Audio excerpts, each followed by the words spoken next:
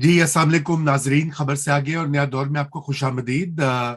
आज का दिन जो है वो भी एक अहम खबरों के हवाले से दिन था, और वो इस तरह के सुप्रीम कोर्ट ऑफ पाकिस्तान ने अब तमाम सियासी पार्टीज को ये कहा था कि वो मुज़ाकरात करें और ये इलेक्शन की डेट का मामला जो है वो तय करें। उसके लिए जो है वक्त दिया गया था दोपहर 4 बजे तक। और यकीनन वो इतनी जल्दी तो मुज़ाकरात कोई भी नहीं पाया, तकमील तक पहुंच सकते। वैसे भी ईद आ रही है, तो फिर सुप्रीम कोर्ट ने जो है अगली तारीख अप्रैल 27 तक की दी है। और ये उनका एक ऑर्डर भी आ चुका है इस वक्त तक। और इस दौरान मौलाना फजलुर रहमान जो JUI के सदर हैं, और वजीर खारजा बिलावल भुट्टो जरदारी जो कि पाकिस्तान पीपल्स पार्टी की नुमाइंदगी करते हैं, दोनों ने सेपरेट प्रेस कॉन्फ्रेंसेस की हैं। और मौलाना फजल रहमान ने तो बहुत सख्त तरीके से सुप्रीम कोर्ट को मुखातिब भी किया है। बिलावल भुट्टो अगरचे के थोड़े डिप्लोमेटिक थे, लेकिन उन्होंने भी वाज़ेह अंदाज में ये कहा कि पार्लियामेंट जो है वो उसकी भी हम जो तौकीर है उस पर कॉम्प्रोमाइज नहीं होने देंगे, और ये कि मजीद बातचीत करेंगे। उन्होंने उसको बिल्कुल रूल आउट नहीं किया, लेकिन ये जरूर कहा कि बंदूक के बंदूक रख के हमारे सर पे हमसे मुज़ाकरात ना करवाए जाए।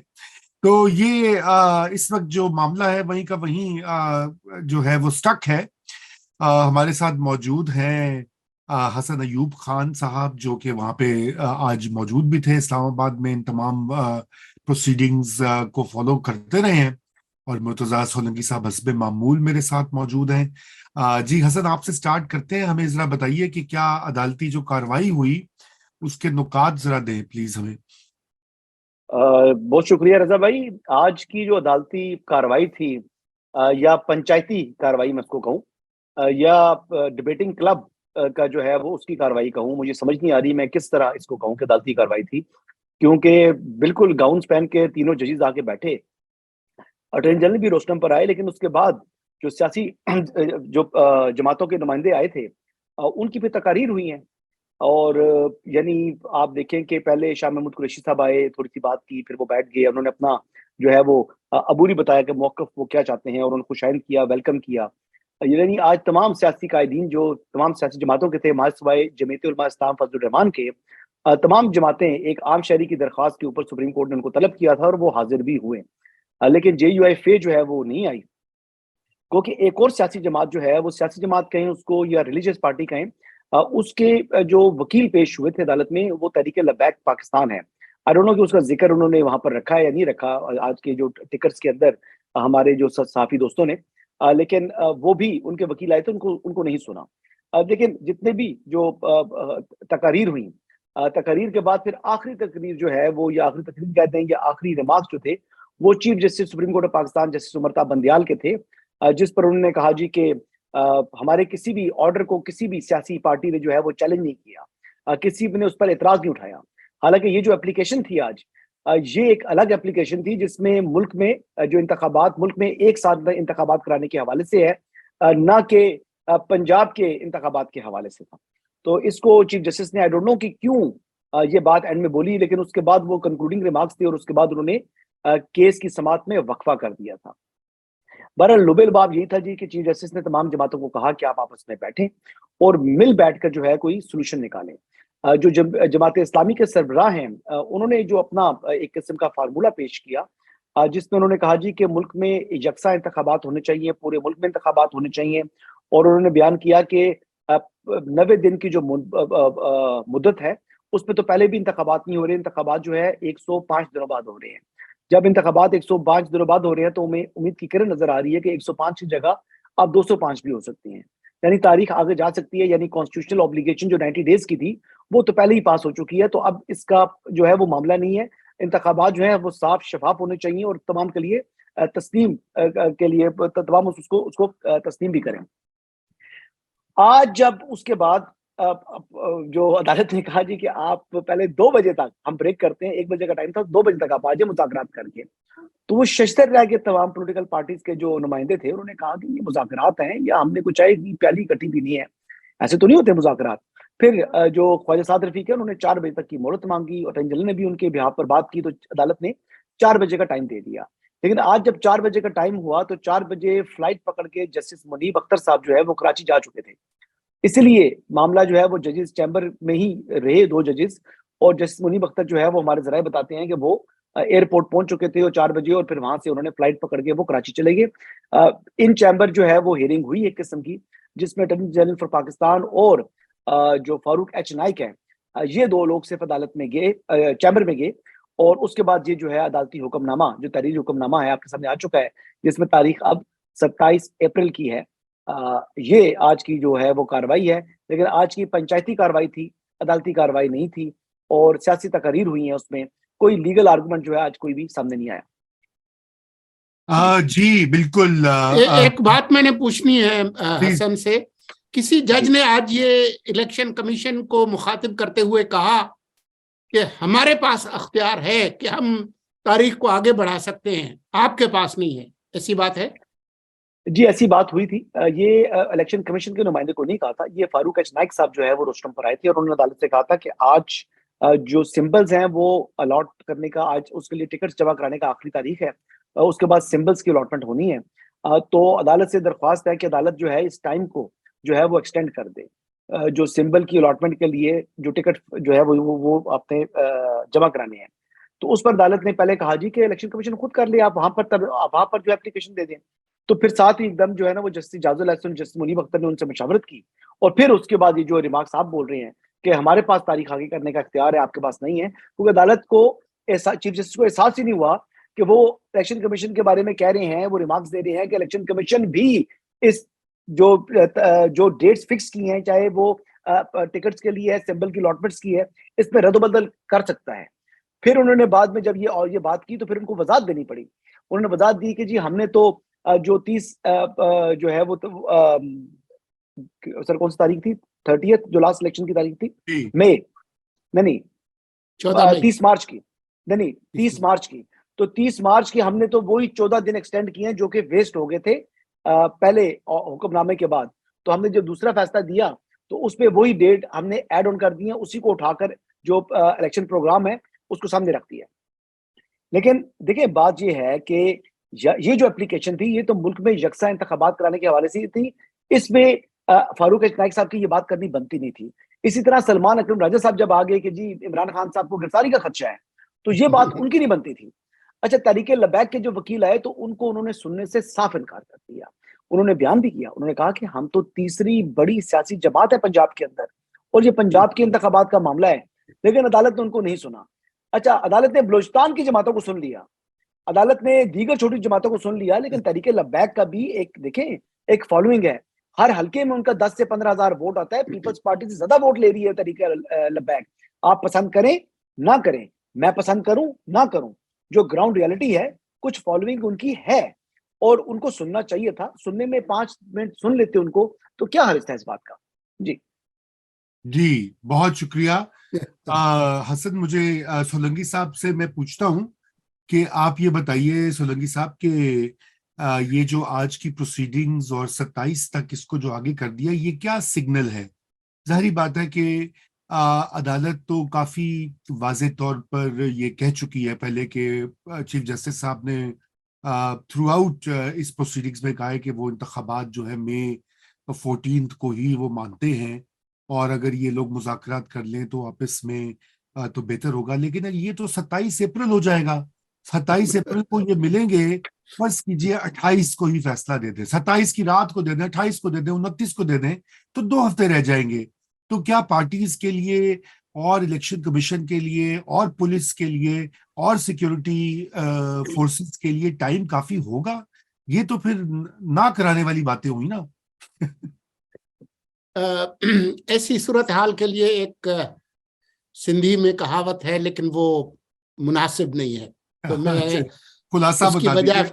उसकी बजाय मैं फारसी वाली मिसाल जो है वो ज्यादा मुनासिब लगती है, क्योंकि वो ज्यादा मुहज़्ज़िब लगती है कि ये सूरत हाल है, न जाए मानदन न पाए रफ्तन। ये इस मसले को अदालत लेकर खुद फंस गई है। ये वो बात है जो कि यहाँ आपके प्रोग्रामों में हम शुरू से करते रहे कि वो मामला जो सियासी नोयत का है, जो सियासी कुव्वतों ने हल करना है, सियासी मैदान में हल होना है, वो जब अदालत के कटहरे में आएगा तो वो खुद सियासत में घसीटे जाएंगे। फिर ना आइन रहेगा ना कानून रहेगा, वो उसमें आप फंस जाएंगे। अब आप सितमजरीफी देखिए, आइन के अंदर 90 दिन के अंदर इंतखाबात होने हैं असेंबली तोड़ने के बाद। वो 90 दिन गुजर गए, वो 105 दिन भी गुजर गए, जैसा कि सिराजुल हक ने कहा, फिर 200 दिन गुजर जाएंगे। तो फिर मामला आइन के हरफ का नहीं है, टेक्स्ट का नहीं है, फिर ये मामला आइन की रूह का है।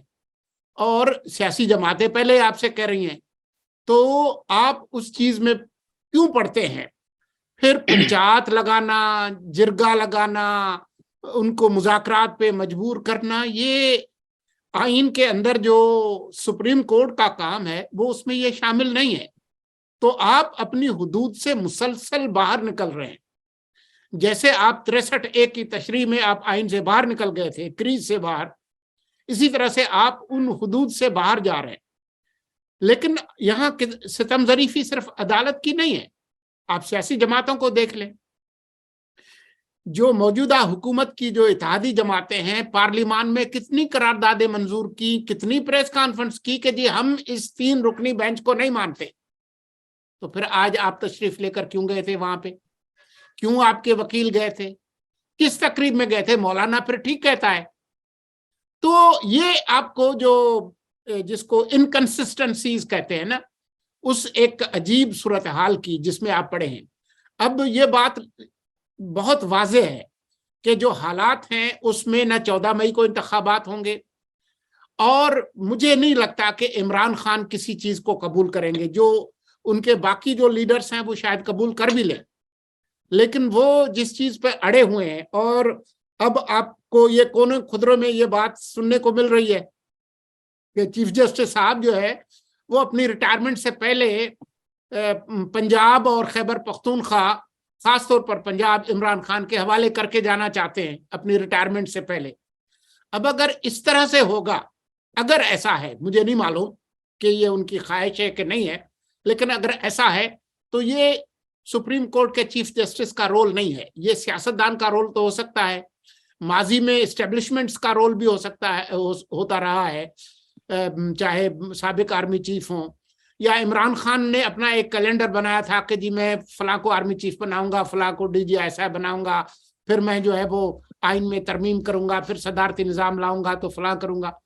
तो ये मामला जो है ये हल होने वाला अदालत के जरिए है नहीं। ये मामला बिल आखिर स्टैंड ऑफ की तरफ जाएगा, और उसमें कौन प्रिवेल करेगा, ये पाकिस्तान की सियासी तारीख पर आपकी नजर है तो आप अंदाजा लगा सकते हैं कि कौन प्रिवेल करेगा। जी, आपने इशारा तो कर दिया, और ये प्रिवेल करने वाली जो बात है, मेरे ख्याल से मैं इस पे अभी हसन अयूब से यही मैंने अगला बात पूछनी है, क्योंकि ये बड़ा बाखबर है हमारा दोस्त।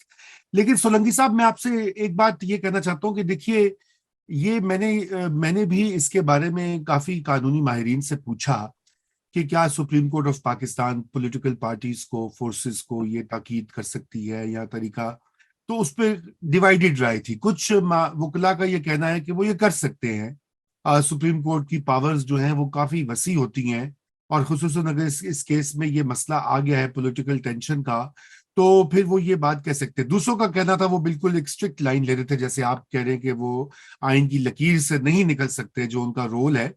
लेकिन बात यहाँ पर सिर्फ उनकी, अब ये देखें ना, तकनीकी चीजों से तो ये बात आगे निकल गई हुई है। सुप्रीम कोर्ट ऑफ पाकिस्तान एक सियासी प्लेयर है इस वक्त सूरत हाल साफ बात करनी चाहिए। एस्टैब्लिशमेंट 75 साल से एक सियासी प्लेयर है, और बाकी ये जो पार्लियामेंट में बैठी या पार्लियामेंट से बाहर बैठी सियासी पार्टियां हैं, आपने इनका जिक्र किया। आप मुझे ये बताइए कि इन्होंने रिव्यू पिटिशन क्यों नहीं फाइल की अभी तक? सवाल ये पैदा होता है कि ये भी तो इस तरह वो कह रहे हम मानते नहीं है, इसको अदालत को नहीं मानते, तो फिर रिव्यू किस चीज का? नहीं मानते भी नहीं है, साथ में कैबिनेट में वो जो फाइनेंस, वो 21 अरब रुपए देने की ताकीद है, उसके ऊपर फैसला पार्लियामेंट को भी भेज देते हैं। देखिए ना, आज जुलूस लेके पहुंच भी गए थे, आज आप आज उसको मानते नहीं है तो वहां क्या कर लेने गए थे? आप क्या लेने गए थे? देखिए ना, अगर आप नहीं मानते तो एक मौकफ अपनाइए और उस पर कायम रहिए। ये आए बाएं शाएं टाल मटोल नहीं हो सकता। और मैं समझता हूं कि हम इमरान खान साहब की जो भी कहिए कि उनकी गैर लचकदार, जिद्दी लोग, कुछ लोग कहते हैं, जिद जो है इनके इलेक्शन की, उसका तो बहुत तस्करा होता है। लेकिन इनकी जो नाअहली है, आज भी देखे ना, बिलावल और फजलुर रहमान इकट्ठे प्रेस कॉन्फ्रेंसेस कर रहे हैं पैरेलल। भाई ये आप एक इत्तेहाद है तो आपका एक व्यू, एक आप पहले आप इसमें बात करके 3 नुक्ते लाकर आगे कर दीजिए तो कमाल है। ये अजीबो गरीब एक सूरत हाल बना रखी है। अच्छा, बहरहाल मैं उसके आगे चलता हूँ जी। हसन, ये बताइए कि जो मैंने सियासी एक और कैरेक्टर का जिक्र किया, कैरेक्टर कह दूं या एक और पार्टी है, भुट्टो साहब ने कहा था कि पाकिस्तान में 3 ही पार्टियां हैं, पीपल्स पार्टी, अवाम और पाक फौज। ये उनके जी ये उनके गोल्डन वर्ड्स हैं। तो आप ये जी बताइए उधर क्या चल रहा है? पहले तो उधर तो बड़ी एक क्लियर, उन्होंने जाके एक मीटिंग मीटिंग की चीफ साहब से, और फिर आपने देखा कि उसके बाद कुछ तब्दीलियां भी रूनुमा हुई। अभी जी। मुझे आप बताइए कि वहां पे क्या इस वक्त आपके पास क्या इतलात है?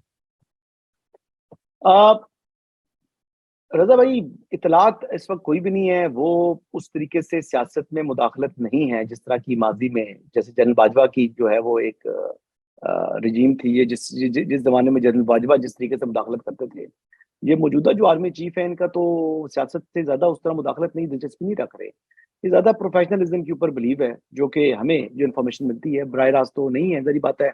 कुछ आप जैसे दोस्त वहां पर मौजूद हैं जो कि थोड़ी बहुत जो है हमें इतला दे देते हैं।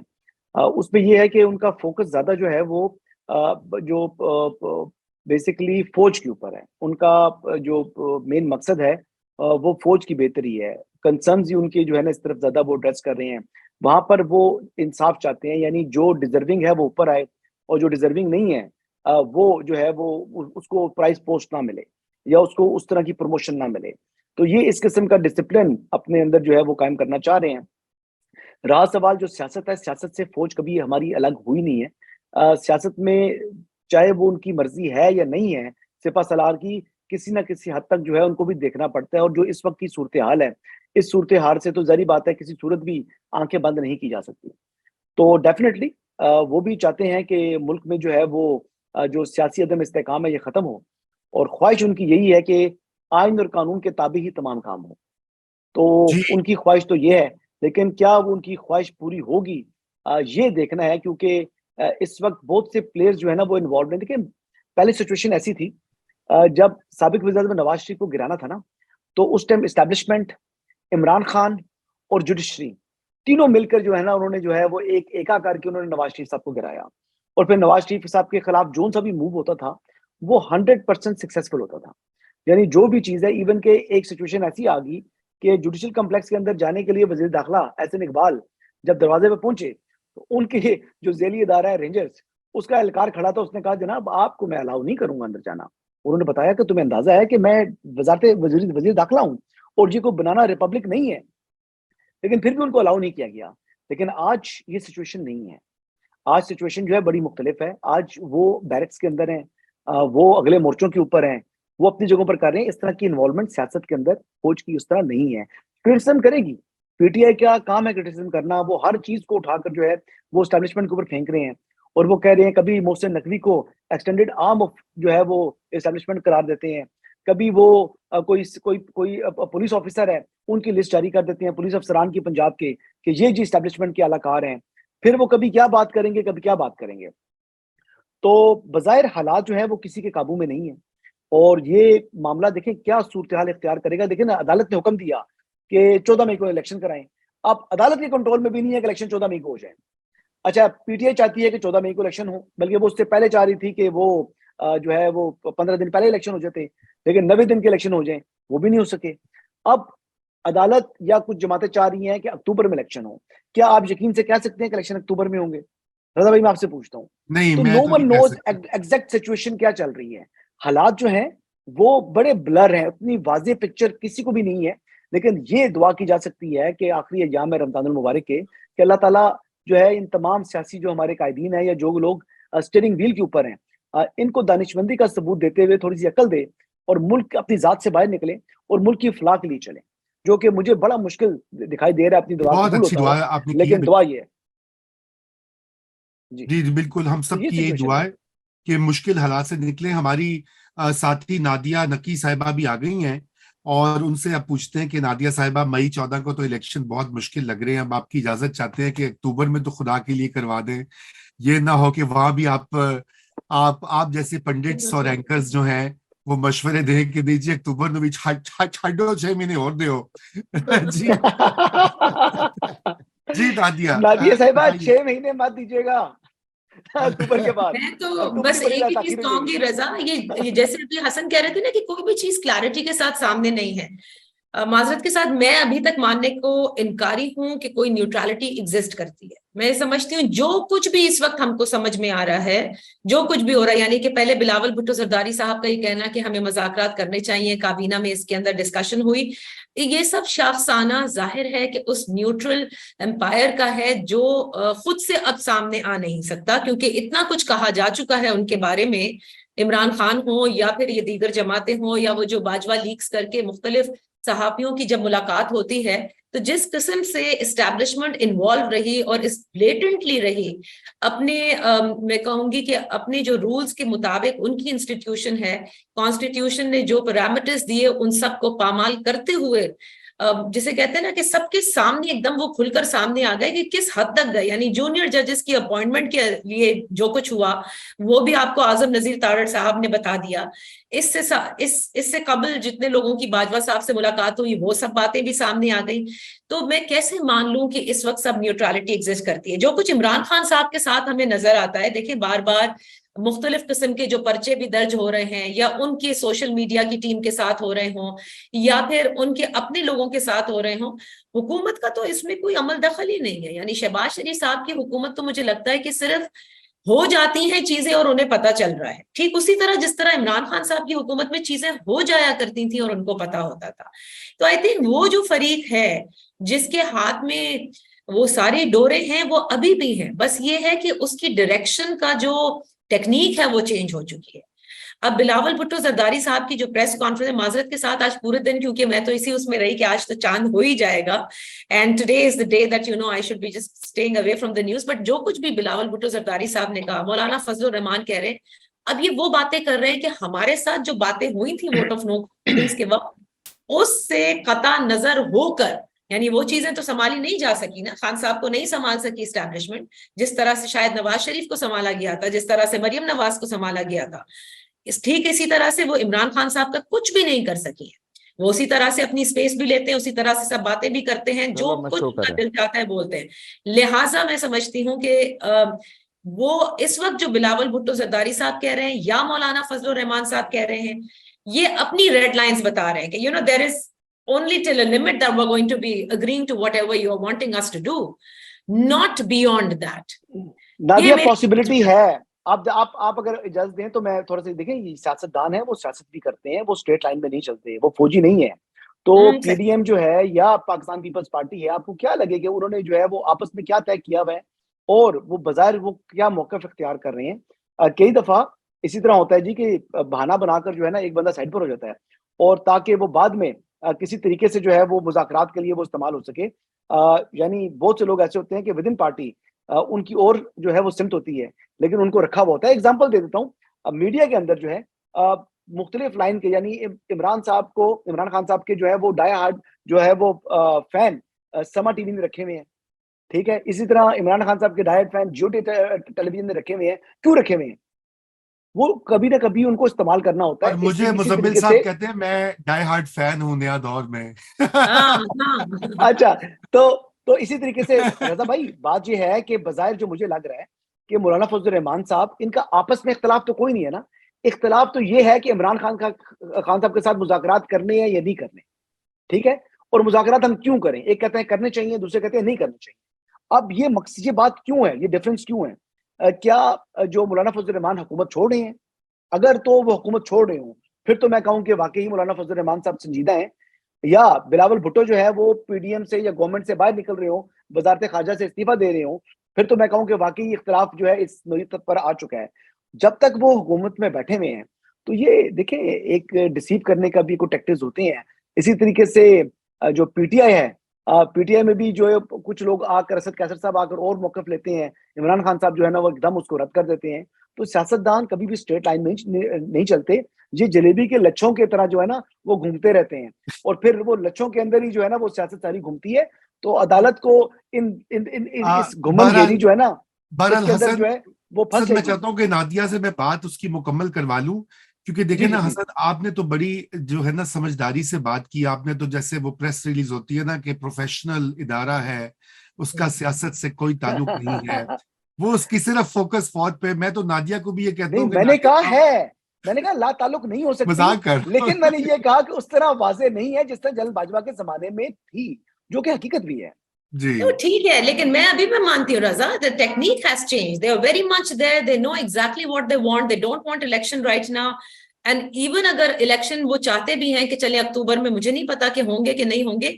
बहरहाल ये तो तय है कि इमरान खान साहब के साथ किसी किस्म की अभी डायलॉग कर लें, बाद में कर लें, लेकिन वो एक्सेप्टेंस नहीं है इस वक्त इमरान खान की कि वो पावर में आए। तो लिहाजा ये जितनी भी बातें हो रही हैं, ये शायद सिर्फ वो जो होते हैं ना रफाए शर के लिए, कि क्योंकि कोर्ट ने भी तो एक बहुत ही स्ट्रिक्ट और एक एक्सट्रीम पोजीशन ली हुई है, कोर्ट ने भी तो यहां से कुछ बैक ट्रैक करना है, उसके लिए ये डायलॉग जरूर हो रहा होगा।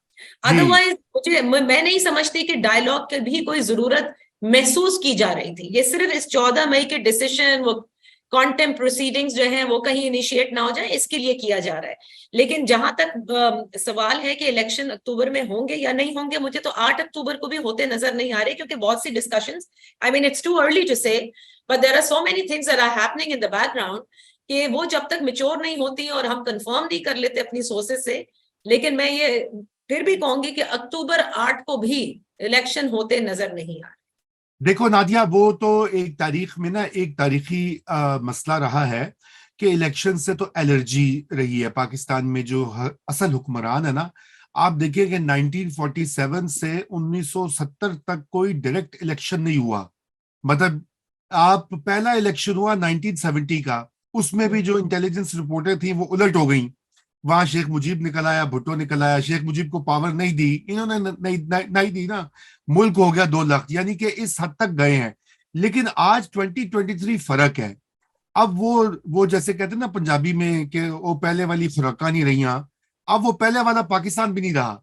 अभी जो खान साहब ने जिस तरह से एक बेदारी दी है मिडिल क्लासेस को, वो डीपोलिटिसाइज तबकात जो कि सिविल मिलिट्री रिलेशंस को नहीं समझते थे, आज वो भी इसके ऊपर बात कर रहे हैं। आप देखें ना, उनकी बात सुने, उनसे बात करें, सोशल मीडिया पे देखें, तो ये बड़ा एहसास होता है कि वो मतलब उनको भी अब खान साहब के तवज्जुद से समझ आ गई है। खान साहब की असल जो मैं समझता हूँ कंट्रीब्यूशन तो ये है, और वो जारी बात है कि इस्टेब्लिशमेंट के लिए अच्छी नहीं है, क्योंकि इस्टेब्लिशमेंट तो उनको लाई थी कि वो दवाम बख्शे उनकी हेजिमनी को, लेकिन यहाँ तो उल्टा लेने के देने पड़ गए।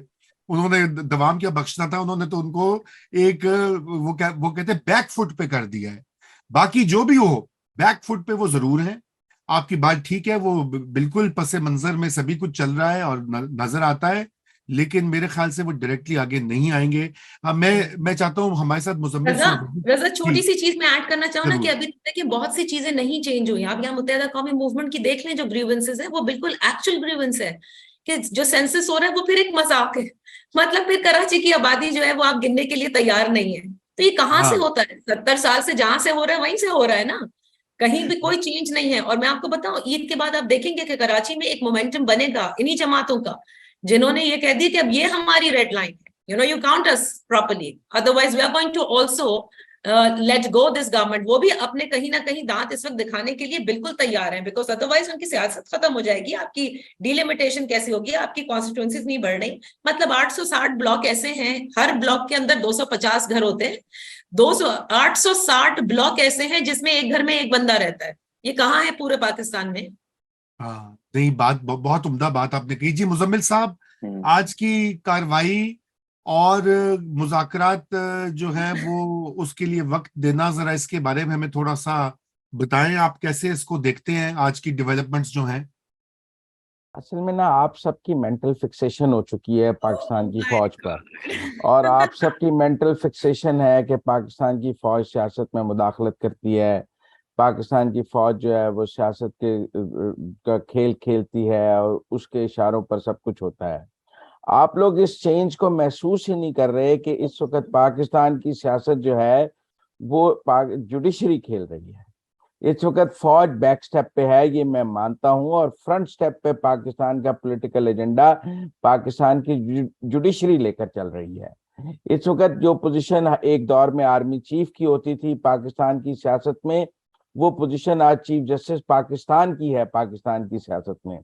जिस तरह पहले आर्मी चीफ डंडे से सबको बिठाता था कि बैठो यहाँ फैसला करो, अब वो काम चीफ जस्टिस पाकिस्तान ने पकड़ लिया है कि बैठो इस डेट तक फैसला करो, नहीं तो मैं आपकी गर्दन उड़ा दूंगा। यही काम पहले DGISI करता था, अब 3 रुकनी बेंच करता है आर्मी चीफ के साथ मिलकर, अब चीफ जस्टिस के साथ मिलकर 2 रुकनी बेंच करते हैं। आप एक को DGISI कह लें, एक को DGC कह लें, एक को आर्मी चीफ कह लें, तीन बंदे उधर होते थे, 3 बंदे इधर हैं।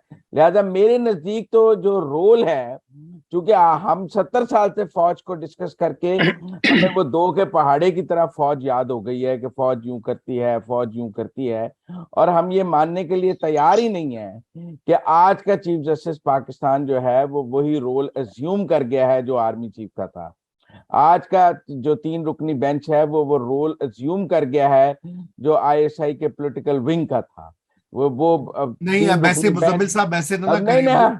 वो जब सही गए बात, उनको मिलने के लिए रात के इन कैमरा ब्रीफिंग जो हुई है सारी देखे ना, मुत्तहदा क़यादत जो है, DGISI, DGMI, DGMO, सारे वहां तो पे तलब किया ना। नहीं सर, आप DGMI नहीं आए। एक तो अच्छा, थोड़ी सी मुजम्मिल भाई, थोड़ी DGC कर दूं। DGC भी नहीं है, नहीं DGMO आए थे। DGMO थे, DGISI थे और डिफेंस सेक्रेटरी थे। और रजा भाई, वो सुप्रीम कोर्ट के चीफ जस्टिस के चैम्बर के साथ जो कि कॉन्फ्रेंस रूम है, वहां पर तीनों जजेस गाउन पहनकर बैठे हैं, और वो ब्रीफिंग नहीं थी, वो हियरिंग थी, वो केस की हियरिंग थी। बात तो कर लेने दें हसन भाई। सर भाई उनको क्या जजेस को GHQ तलब किया गया? नो, बात नहीं, करने के वहां तो लिए नहीं बुलाते। आप वहां नहीं ना तलब किया गया, जजेस ने उनको तलब किया आकर हमसे बात करें। आप पावर सेंटर का चेंज नहीं समझ रहे हैं। मैं फिर आपको कह रहा हूं, पहला होता तो ये GHQ बैठ के बात कर रहे होते। अगर बात सुप्रीम कोर्ट की बिल्डिंग के कॉन्फ्रेंस रूम में हो रही है तो पावर सेंटर सुप्रीम कोर्ट हो गया ना। जो सियासत का खेल पहले GHQ से खेला जाता था वो अब सुप्रीम कोर्ट की बिल्डिंग से खेला जा रहा है। आप इस चेंज को डिस्कस करने के लिए तैयार नहीं, और पुराना रिटॉरिक फौज के खिलाफ लेकर रोज बैठ जाते हैं। नहीं, हम Exactly. बात है। Exactly. नहीं, आप मेरी बात समझें। इसी तरह चीफ जस्टिस का ये कहना कि आप 4 घंटे में आपस में मुज़ाकरात कर वापस आए इलेक्शन की डेट लेकर, नहीं तो मैं तौहीन अदालत लगा दूंगा, ये वही रोल है जो माजी में वहीद काकड़ करते रहे हैं, जो माजी में मिर्जा असलम बेग करते रहे हैं, जो माजी में रहील शरीफ करते रहे हैं। ये वही रोल है उमर अताब बंदियाल साहब अदा कर रहे हैं, जो माजी में हमारे आर्मी चीफ करते रहे हैं, जो जनरल बाजवा करते रहे हैं। फर्क नहीं है। ये क्या मंतक है आपके कहने की कि जी हम तो इलेक्शन की डेट बदल सकते हैं, लेकिन इस पूरे कुर्रा अर्ज में हमारे अलावा कोई नहीं बदल सकता। भाई हु आर यू? आप तो आइन के पाबंद हैं। कोई और तो आइन बदल सकता है पार्लियामेंट में बैठ के, 90 दिन को 900 दिन कर सकता है, आप नहीं कर सकते। आप कहते हैं मैं कर सकता हूं, मैं कहता हूं आप ही नहीं कर सकते। ये हो सकता है कि पाकिस्तान की पॉलिटिकल फोर्सेस पार्लियामेंट में बैठ के सुबह आईनी तरमीम करके उसको 900 दिन कर लें, लेकिन ये 3 रुकनी बेंच नहीं कर सकता। और ये कहते हैं कि हम ही तो कर सकते हैं, हमारे अलावा तो कुर्राए अर्ज पे किसी के पास ये ताकत ही नहीं है कि तारीख बदल ले। ओ भाई आप ही के पास तो नहीं है, आप आइन के पाबंद हैं। आपको ये कहना चाहिए था कि हम मजबूर हैं, चाहे पार्लियामेंट अगर चेंज कर ले, मैं तो आइन के तहत फैसले कर रहा हूं। तो इसलिए जिस तरह आर्मी चीफ या हमारी फौज माजी में सियासत करती रही है, वो अदलिया हमारी ने शुरू कर दी है। आपको अगर आप आज ये बात नहीं कहना चाहते, 2 साल बाद कहना शुरू हो जाएंगे, आपको लेट समझ आ जाएगी। लेकिन मैं समझता हूं कि आज समझने की जरूरत है, क्योंकि आज ना रोका तो फिर ये खून की लत हर चीफ जस्टिस को लग जाएगी, जिस तरह हमारे आर्मी चीफ को लग गई है। ये वही बात है जो आर्मी चीफ सियासतदानों को मिल लेते थे और बाद में कहते थे वही हमें मिलने आते हैं, हम उनको कोई बुलाते हैं। ये वही सोच है, वही तमस्कर उड़ाने का अंदाज है जो आर्मी चीफ सियासतदानों का उड़ाते थे, ये जजेस जर्नलों का भी उड़ा रहे हैं और सियासतदानों का भी उड़ा रहे हैं। सोच अच्छा, वही ब्रीफिंग अंदाज ब्रीफिंग भी लेने वही के है। बाद ब्रीफिंग लेने के बाद कहा कि जी हम तो ऑर्डर दे चुके हैं, अब लेट हो चुका है, we have to move forward. अब ये ब्रीफिंग बहुत लेट हो चुकी है। अगर ब्रीफिंग ऑलरेडी लेट हो चुकी थी, आप ऑर्डर दे चुके थे, तो फिर आपने ब्रीफिंग ली क्यों? भाई अगर ऑर्डर इन फील्ड है तो अच्छा हियरिंग क्यों कर रहे अच्छा, हैं तो लोग? मेरे ब्रीफिंग ख्याल ली से क्यों? नहीं, मैं जरा एक आगे बढ़ना चाहता हूँ। मिनट आप मेरी बात सुने। अगर 14 मई का ऑर्डर इन फील्ड है तो ये एक शहरी की दरखास्त क्यों सुनी जा रही है? इसको तो जुर्माने के साथ बगैर एक्सेप्टेंस के खारिज होना चाहिए कि हम ऑर्डर दे चुके हैं। ये कौन सा शहरी आ गया कहने के लिए कि इकट्ठे दरखास्त दी जाए? ये एक शहरी की दरखास्त पीडीएम, मुस्लिम लीग नून, पीपल्स पार्टी को तो आप कल सुनने को तैयार नहीं थे।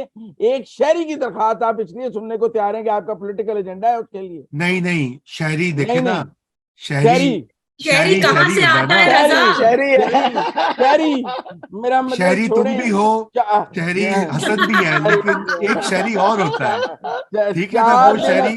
4 दिन अकरम शेख बैठा रहा कि मैं मुस्लिम लीग नून का वकील हूँ, वो मुझे छठो सुन ना, ले। उन्होंने रजा, कहा नहीं ये सुनते। जितनी हमें आकर मुजम्मिल ने एकदम से वो कर दिया ना कि वी नो नथिंग। मुजम्मिल आप चेंज हो जाएंगे अभी थोड़े दिन के बाद, आप देखिएगा, आपको बदलना छोड़ें, पड़ेगा क्योंकि ये मैं शहरी इससे सब क्यों पर भारी है। नादिया तो कह रही है कि इलेक्शन अभी नहीं होते और उनको तो अक्टूबर में भी शायद नहीं दिखाई दे रहे। हसन भी कह रहे हैं कि वो इस तरह की अफवाहें सुन रहे हैं, लेकिन उन्होंने फिर दुआ की कि चूंकि रमजान का आखिरी दिन है और ईद आई खलोती है, तो उन्होंने दुआ की कि मुल्क जो है उसमें स्टेबिलिटी आ जाए। आप क्या समझते हैं कि इलेक्शंस जो हैं वो हो जाएंगे अक्टूबर में, या वो भी आप समझ रहे हैं कि आगे हो सकते हैं मजीद? ख्याल में अक्टूबर में हो जाएंगे जो ठीक, काम। मेरे ख्याल में अक्टूबर तक सब सेट हो जाएगा, आप बेफिक्र रहें। ठीक है। ये नहीं नहीं, सहूलतकारी जो मैं है ना, ये इसका लास्ट फेज चल रहा है। देखिए, अब तो और आपने आप मुझे मेरी बात समझें, ये आपने मुझे सहूलतकारी का मजबूर कर दिया कि मैं मुकम्मल तौर पे जो है ना इमरान खान की साइड लूं, और वो बिल्कुल ले पूरे लें जी दिन। लें। हाँ। देखें, कुछ लोग आखिर तक ईमान नहीं लाए, हम उनका क्या कर सकते हैं? अच्छा जी, बहरहाल आपकी तशरीफ आवरी का बहुत शुक्रिया नादिया, मुजम्मिल साहब और हसन अयूब, जिन्होंने हमें बराह रास्त अपनी जो है आंखों देखा हाल सुनाया। और नाजरीन, आपको ईद मुबारक का भी पता लग जाएगा कुछ ही देर में कि कल ईद है या नहीं है। अगर ईद कल नहीं है तो आप एक रोजा और रखिए और दुआ कीजिए, जैसे हसन अयूब ने कहा कि पाकिस्तान और पाकिस्तानियों के लिए बेहतरी हो। खुदा हाफिज।